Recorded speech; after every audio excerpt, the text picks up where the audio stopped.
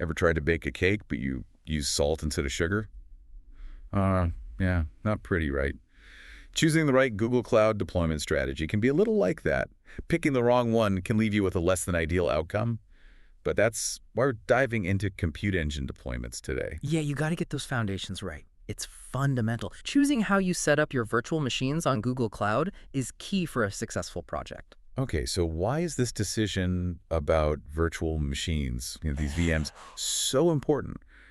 Honestly, it seems kind of like a behind-the-scenes thing compared to, say, designing the actual app. Well, you got to think of it like this. It directly affects the stuff you definitely care about. Speed, cost, reliability, those kinds of things. Imagine this, right?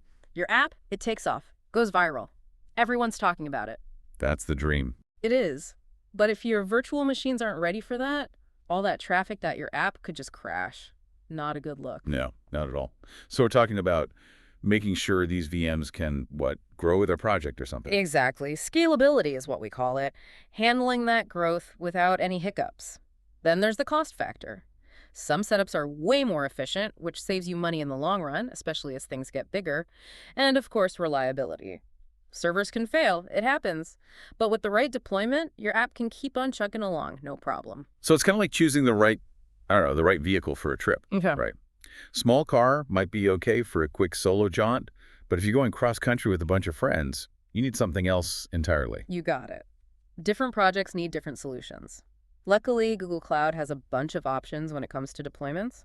Okay, I'm definitely intrigued now. So what are our options then? What are we looking at when it comes to setting up these virtual machines? Okay, hit me with it. What kind of VM setups are we talking about here?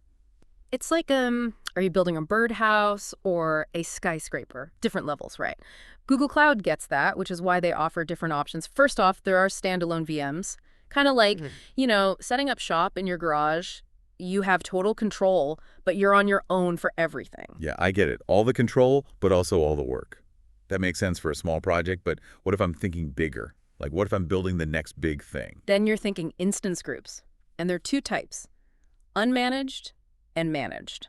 Okay, so unmanaged instance groups. What are we talking about there? Think of it like teaming up with some friends, right? You're all running your own lemonade stands, but you're helping each other out, especially when one stand gets super busy. You're sharing some of the workload. Right, right. Strength in numbers.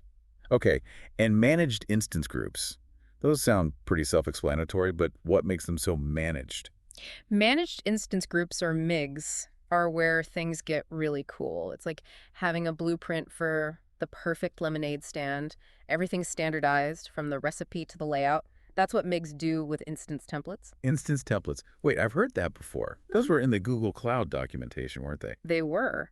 Think of instance templates like cookie cutters for your virtual machines. You set everything up once the machine type, the operating system, the software, and you're good to go. You can use that template to launch tons of identical VMs whenever you need them.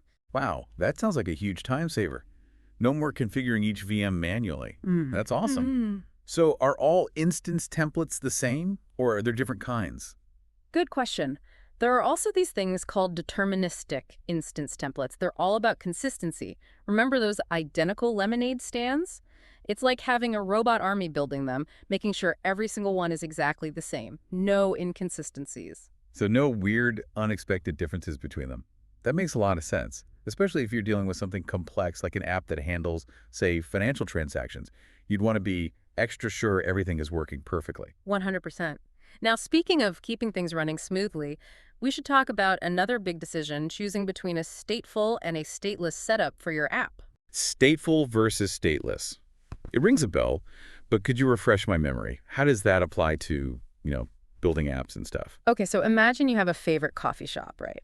And barista there, they know your order by heart. They even remember that time you tried that new sugar-free syrup and hated it. That's kind of like a stateful app. It remembers stuff about the user, their preferences, what they've done before. It's essential for things like online shopping carts or anything that needs to remember what you were doing, even if you close the app and come back later. Okay, so it's like keeping track of your stuff. Right. Makes sense. So then stateless is like, what? The opposite of that. Exactly. Stateless apps are more like, a parking meter. You put your money in, you get your time. No need for it to remember anything about you after that. Every interaction is totally independent. Good for simpler stuff, like serving up a website or handling basic transactions. So if I'm building something like a social media app where people have profiles and they're posting stuff, that's got to be stateful, right? Spot on, and that's where those managed instance groups, those MIGs we were talking about, really shine.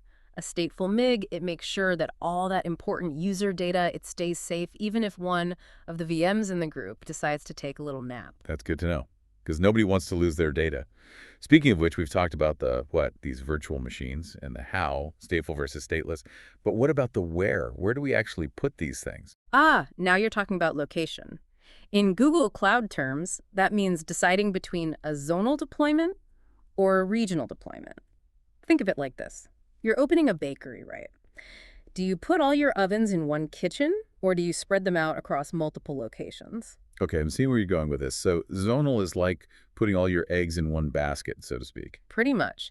Zonal means all your VMs are in a single zone, which is a specific location within a Google Cloud region. Simpler, maybe, but also a bit riskier. Riskier how? Well, think about it. If something happens to that one zone, like a power outage or some kind of disruption, your whole bakery, or in our case, your app, it goes offline. Oh, I see. So regional deployment is like having a backup plan then. Exactly. Regional deployment, it's like having multiple bakeries in different parts of town. If one goes down, the others are still baking, still selling those delicious croissants. So even if one zone goes down, my app stays up. Got it.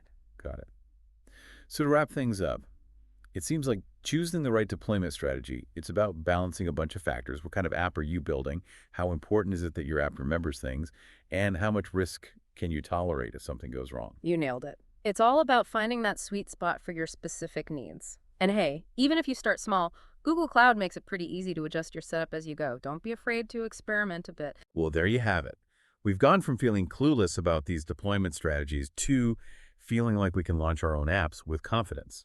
Remember, if you're looking to go even deeper on this, Google Cloud has incredible documentation you can check out. But here's a thought to leave you with.